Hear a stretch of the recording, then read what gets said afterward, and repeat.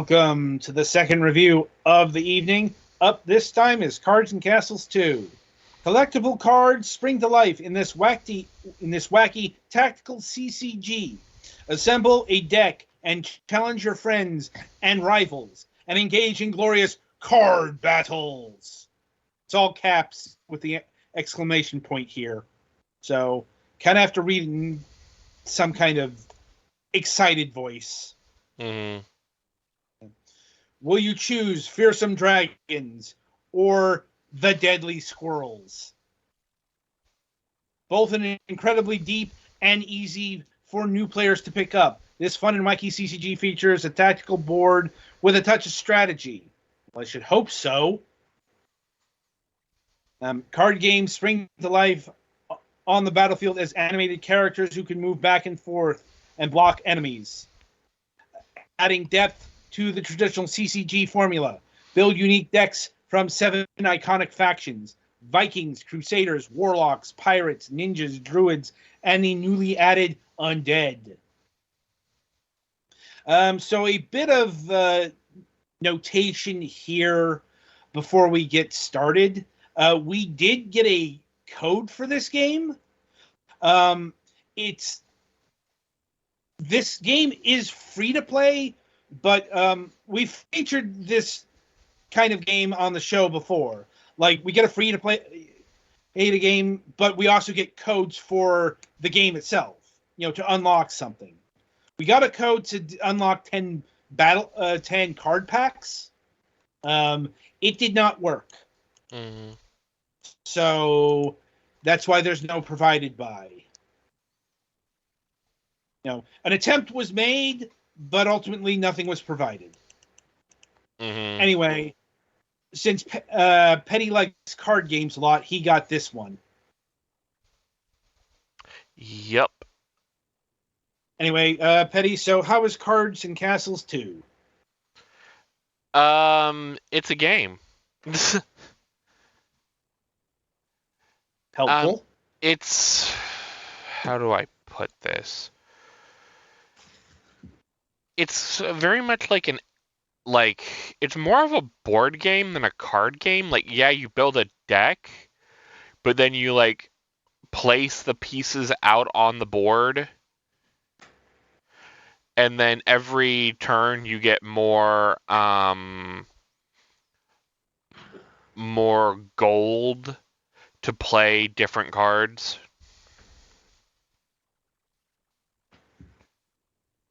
And then, yeah, it being free to play, you can just kind of play it. You can go play it right now for free. Yes, and I believe this game is on mobile as well. Probably. Because, look at it. Mm-hmm.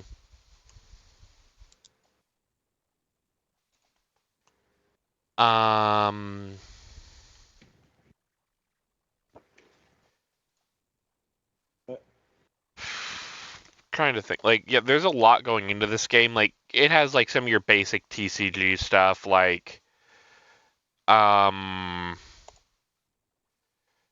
you can't move the turn you're summoned and stuff like that. There's various effects. You can't play more than your gold amount. And yeah, each card has an amount of gold, obviously. And then they have it's kind of like Magic the Gathering, where it has an attack power and a defense power. If the defense power goes to 0, then the character dies. And that's not good. And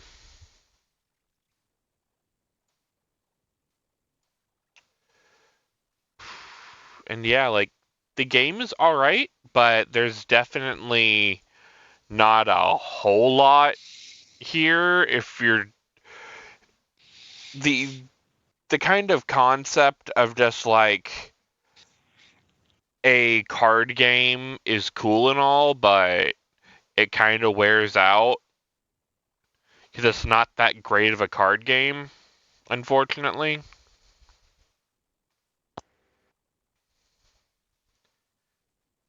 And it seems like that's what they're going for, so. Yeah. Um.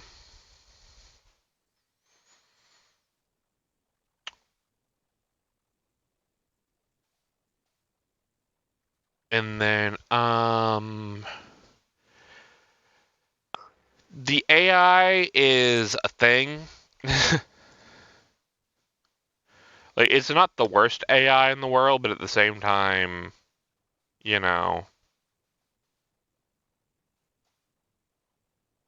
it's there. Your main objective is you need to destroy your castle, well, the opponent's castle, and some of the castles, I believe, can attack back. So that's something to be mindful of.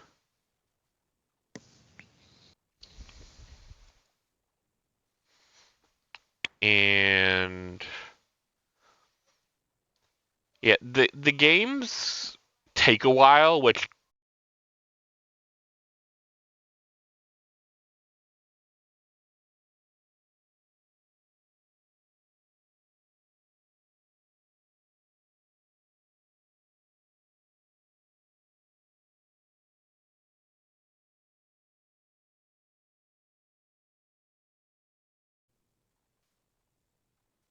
all right, I think we're back. Yep, we're back. All right. Hopefully this Yes, review won't need to be strung together. Yeah. I wouldn't be surprised it went to the blue screen with Guy holding his head. Did it roll another ad? No. Then we're still one episode.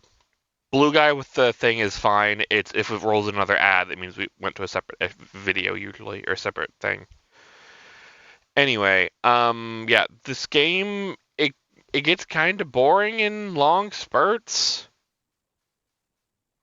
Which, I mean, it happens. And yeah, like, we can just hop. Oh, I didn't mean to hop to desktop. Whoops, 1 second. I accidentally hit the wrong button. It happens. It wouldn't be the first time. Won't be the last. And then, yeah, here just on like the main menu, you can open more card packs.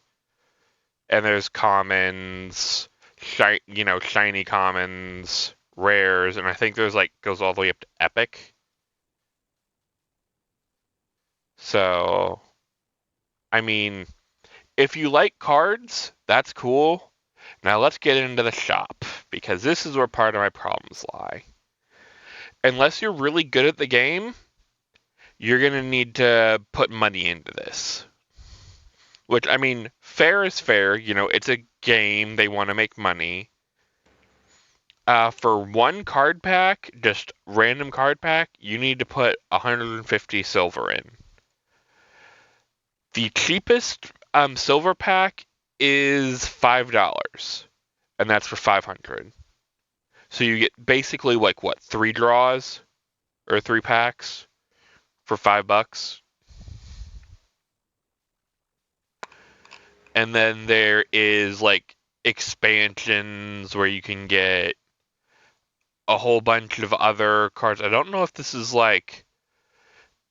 2,500 for this whole set or just these 3 cards. Like, it doesn't really say. And then there's also a season pass. Because, of course, there is. And then there is the patrons bundle, which gives you 20 boosters, 1,000 silver, a player icon, and something called box art. I don't really know what that is. Does it say what it is? You have a deck box, I guess? Maybe that's probably what it's looking at. And then like even the like player avatar things, there are a couple free ones, but most of them you still got to pay silver for them. Does it only have the one currency, or? There is CP, which is card points, which I believe you get that in multiplayer or like completing challenges. And there's also the battle pass that you can pay extra money for to unlock, which it's in the season pass at least, so that's good. So your season pass is the battle pass. I've seen other free-to-play games where this is separate, and oh boy, that's a problem.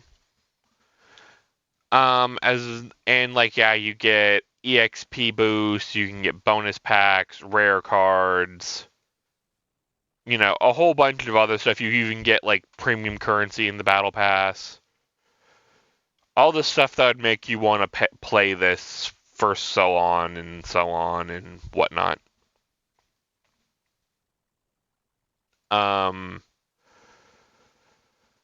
There's the deck builder, which, you can, like, they have deck recipes, which are, like, kind of starter decks you can start from if you have all the cards. And then if you don't, you can just kind of add in your own.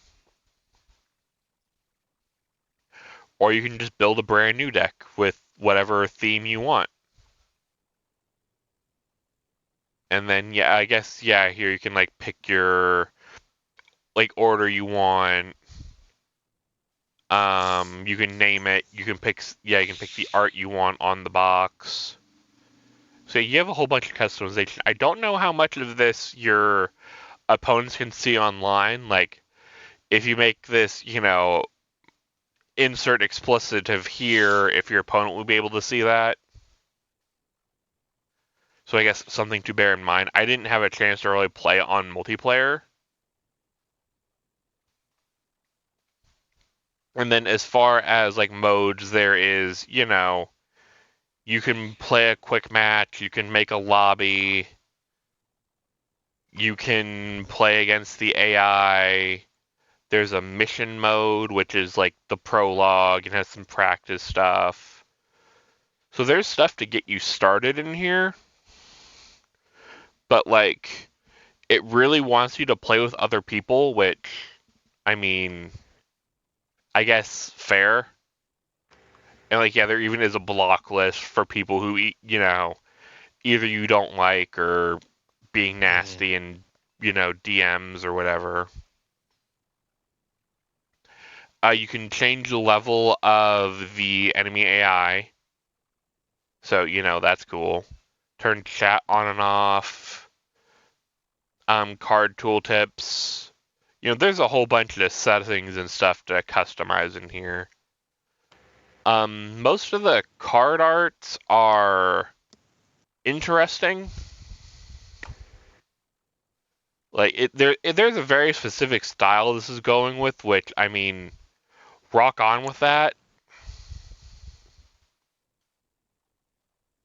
And as far as like any recommendations, as mentioned, this is a quote unquote free to play game. But there definitely is a point where you're gonna start hitting a kind of either a paywall or just like a super grind wall. Which again, free to play game. They can't just give you everything for free. But yeah. If you're really into these kind of like action, quote unquote, action card games, where you have a monster you put on a board and move it like almost like a chess piece instead of like, say, your Yu-Gi-Oh or your Magic the Gathering or your Digimon card game. which are more traditional card games. This would be something like to pick up and at least do some of the tutorial modes and see how you feel. Mm-hmm. If you like it, sure, throw the devs a few bucks. But some of the like premium track stuff, like here the premium pass is $1,000 or 1,000 silver. That's the only way you're getting that is $10. And I don't know how much it takes to level advance in this.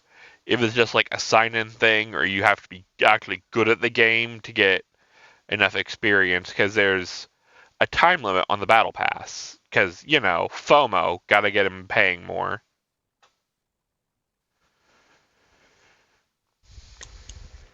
So yeah, it's something. I I don't know if I'm gonna come back to this much, if ever, but it's one of those. It's an interesting novelty.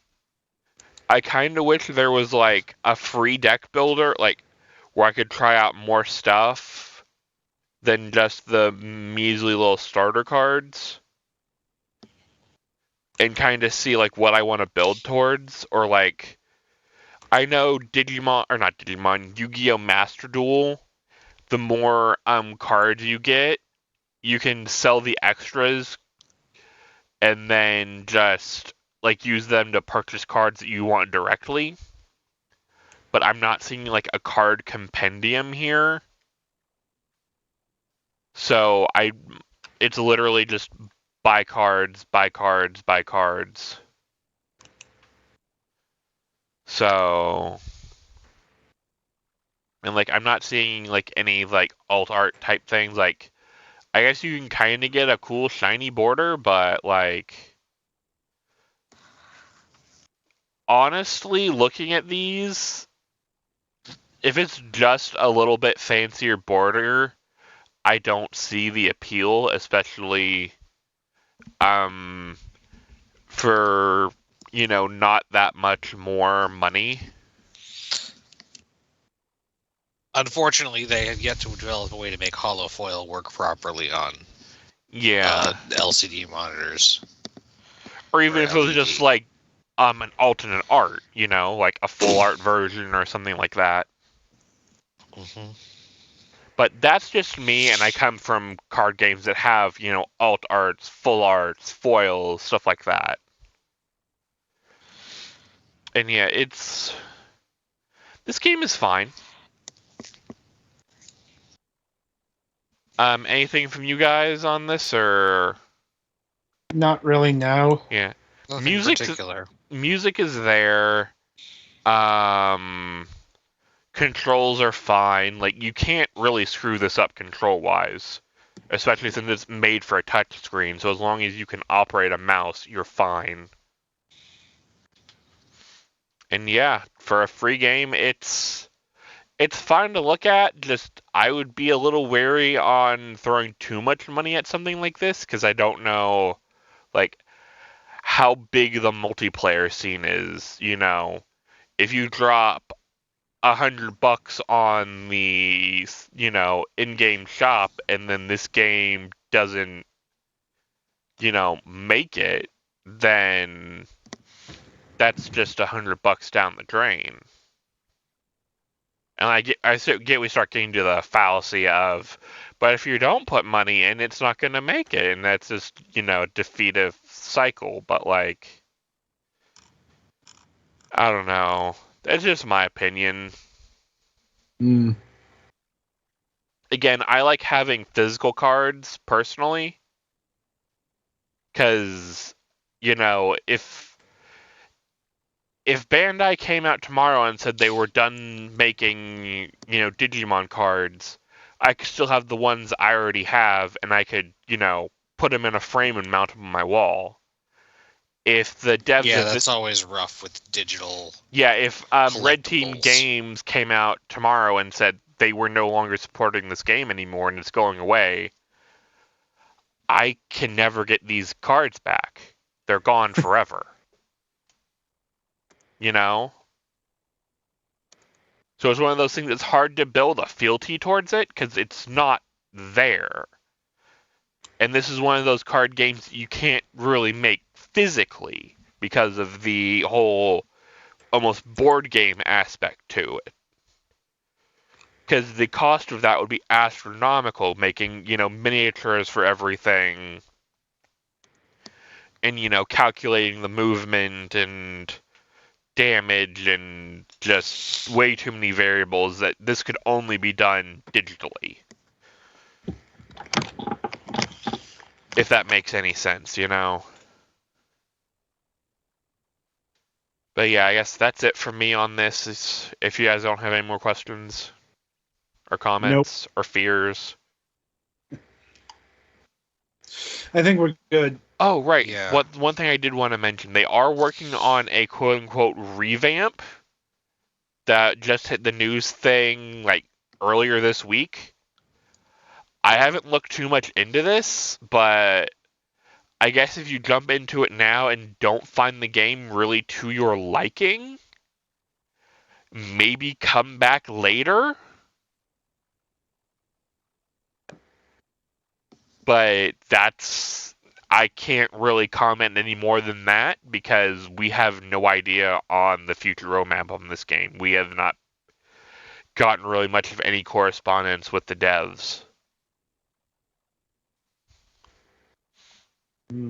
But yeah, I think now that's it.